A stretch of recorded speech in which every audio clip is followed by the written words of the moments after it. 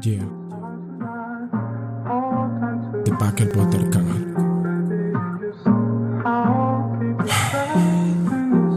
Te odio. Recuerdo cada momento, besos en exceso, saborear tu aliento, rozar tus lamentos, convertir en deseo con todo lo que poseo, esos tormentos feos que dañan tus sentimientos. Te quise más de lo que pude por no hacerlo, ahora siento cuando apuñalas en tus manos este afecto. Dar todo por ti fue mi defecto y en efecto te di todo de algún modo y quedé solo medio muerto. Oh, qué perfecto, qué imperfecto, lo correcto, lo incorrecto, te detesto. Me detesto, es molesto, por supuesto, darte un puesto tan honesto. Tantos gestos, tantos textos, no hay pretexto, no hay contexto, no es de sexo.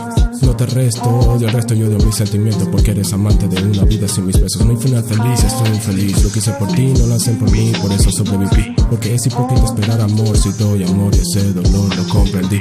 Por eso te amaré aunque odias estar aquí, por eso no volveré a hacerte sonreír. Porque pedí un final feliz, pero hubo punto y fin, siento que te perdí, fin. Odiarte es la mentira para no enamorarme, armé de amor mi valor pero me rechazaste.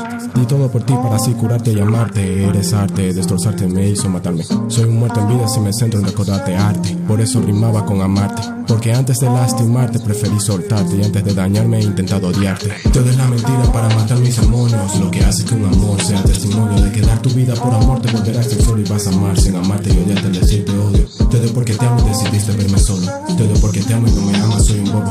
Todo porque no luchaste por mí, yo di todo, por eso te amo y para no odiarme te odio. Todo es la mentira para matar mis demonios, lo que hace que un amor sea testimonio de que dar tu vida por amor te volverá solo y vas a amar sin amarte y odiarte al decirte odio. Todo porque te amo y decidiste verme solo, todo porque te amo y no me amas, soy un bobo. Todo porque no luchaste por mí, yo di todo, por eso te amo y para no odiarme te odio.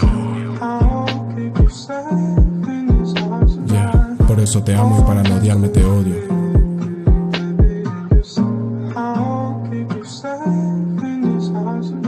Todo es la mentira para matar mis demonios.